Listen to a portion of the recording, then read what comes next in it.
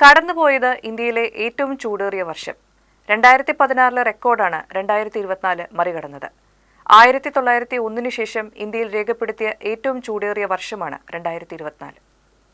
ശരാശരി കുറഞ്ഞ താപനില ദീർഘകാല ശരാശരിയേക്കാൾ 0.90 ഡിഗ്രി സെൽഷ്യസ് കൂടുതലാണ്. 2024 ഇന്ത്യയിലുടനീളമുള്ള ശരാശരി കര ഉപരിതല വായുവിന്റെ താപനില ദീർഘകാല ശരാശരിയേക്കാൾ 0.65 ഡിഗ്രി സെൽഷ്യസ് കൂടുതലായിരുന്നുവെന്ന് ഇന്ത്യൻ കാലാവസ്ഥാ വകുപ്പിന്റെ ഡയറക്ടർ ജനറൽ മൃത്യുഞ്ജയ് മൊഹപത്രയാണ് വെളിപ്പെടുത്തിയത്. 1901 ശേഷമുള്ള ഏറ്റവും ചൂടേറിയ വർഷമായി 2024 ഇപ്പോൾ റാങ്ക് ചെയ്യപ്പെട്ടിരിക്കുകയാണ്. 2016 ചൂടിനെ ഇത് മറികടന്നു. ഭൂമിയിലെ ഉപരിതല വായുവിന്റെ ശരാശരി താപനില സാധാരണയേക്കാൾ 0.54 ഡിഗ്രി സെൽഷ്യസ് കൂടുതലാണിത്. കാലാവസ്ഥാ ശാസ്ത്രജ്ഞരുടെ 2 ഗ്രൂപ്പുകളുടെ വാർഷിക അവലോകന റിപ്പോർട്ടുകളായ വേൾഡ് വെതർ ആട്രിബ്യൂഷനും ക്ലൈമറ്റ് സെൻട്രലും 2024 ലോകം ശരാശരി 41 ദിവസം അപകടകരമായ ചൂട് അനുഭവിച്ചതായി പറയുന്നുണ്ട്.